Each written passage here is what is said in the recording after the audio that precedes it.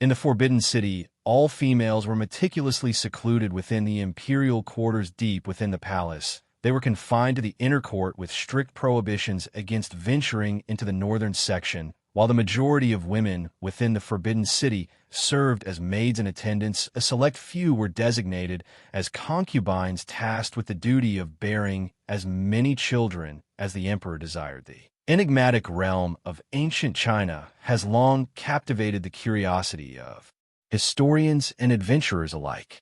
Welcome to our channel. Today, we venture through the chilling history of Chinese concubinage, revealing the shocking norms of the past. If you are ready to uncover the eerie secrets of history, hit that subscribe button, and let's get started. While Harem culture existed in various parts of the East and beyond, Chinese harem were notable for their unique customs and practices, although some of these traditions and ways of life may appear peculiar and even disturbing. They were considered commonplace by the Chinese concubines of that era. Today, on flip side of history, we delve into the world of untamed Chinese concubines and the norms that prevailed during the time. First and foremost, within the harem, a striking characteristic was the unwavering adherence to the laws and hierarchical traditions. Transgressions were met with severe consequences of the possibility of death. Each concubine in the Chinese harem had a clear understanding of her designated place in the hierarchy, while an emperor could have up to 4 official wives. The highest position was held by the empress, who possessed the most formidable influence. However, the number of concubines could reach a staggering figure, hundreds, possibly even thousands. Following the empress and the hierarchy, where the supplementary wives restricted to a maximum of 4 each, bearing her own title: Guffey, meaning precious; Shufei, meaning virtuous; Thief, meaning moral; and Shanfei, meaning talented. Sequent to these primary female favorites were the 9 senior concubines, trailed by 27 junior concubines known as Shifu. Junior concubines were further categorized, each corresponding to a distinct rank on the hierarchy chart. At the pinnacle were the 9 maidens, followed by the 9 beauties and the 9 talents below them. In the concubine hierarchy were the 81, and a single one more, categorized into 3 grades: precious timbers, imperial women, and female collectors. While some emperors may have made slight modifications to this arrangement, the fundamental structure remained largely intact in Chinese culture.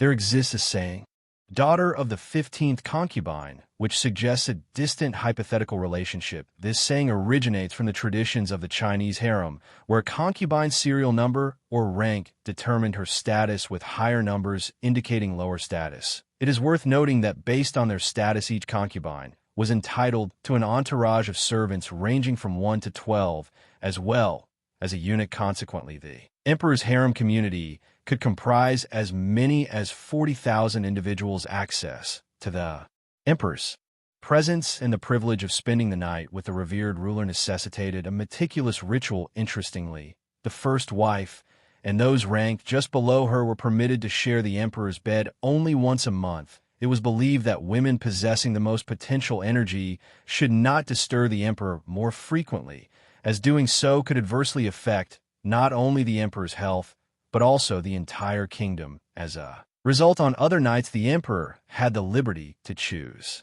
from among his concubines, leading to a complex and ever-changing dynamic within the harem. The process of selecting a concubine was, to say the least, rather intriguing. Firstly, the emperor maintained an album containing portraits of all potential concubines, which he would periodically browse. Each concubine was identified by a nameplate featuring a number and her name.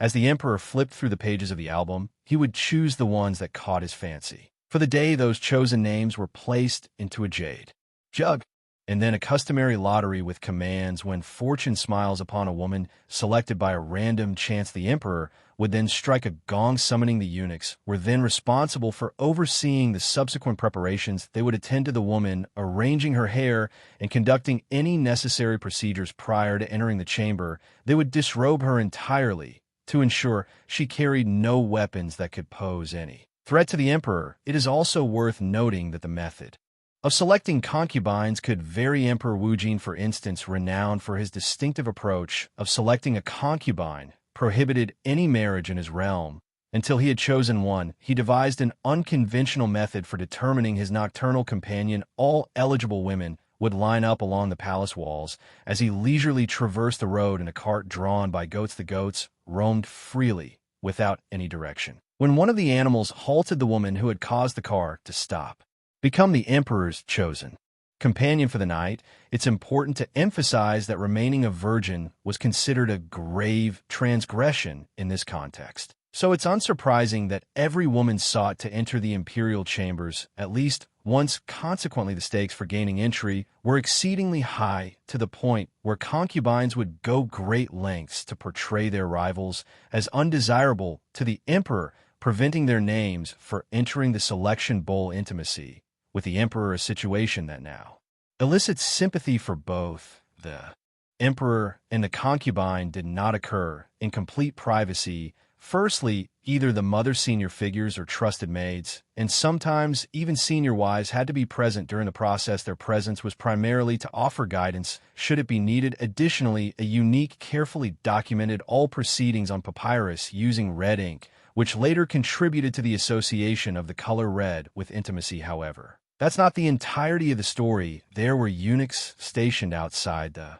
door who tracked the duration of the emperor's time spent in bed. When the allotted time was up, they would inform the emperor that it was time to conclude the encounter, occasionally signaling with a gong. In essence, if the emperor ran out of time, there was no leniency. Tradition had to be held. Finally, after the intimate encounter, the emperor was obligated to inform the eunuch whether the intimacy had occurred or not, and this information was duly recorded in a special logbook. Moreover, the emperor had to specify whether a seat was to be reserved for the concubine during future encounters. In cases where the emperor's response was negative, the concubine was subjected to a procedure in which pressure was applied to her abdomen to facilitate the expulsion of semen, and this event was duly recorded. Consequently, if a woman unexpectedly became pregnant, she faced the grim accusation of treason, resulting in severe punishments, even though her role was often negligible. Remarkably, even the principal wife of the emperor was not exempt from this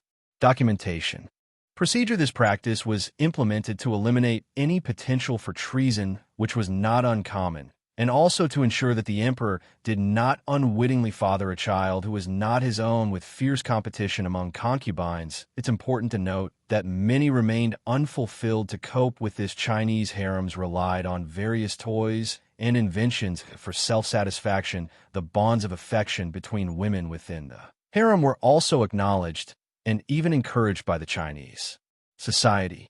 However, there were other traditions that could elicit genuine sorrow and discussed frequently. After the emperor's passing, all concubines were interred alive with him to ensure that he would not be lonely even in the afterlife. Concubines could be subjected to extremely violent punishments, including the death penalty for the slightest transgression.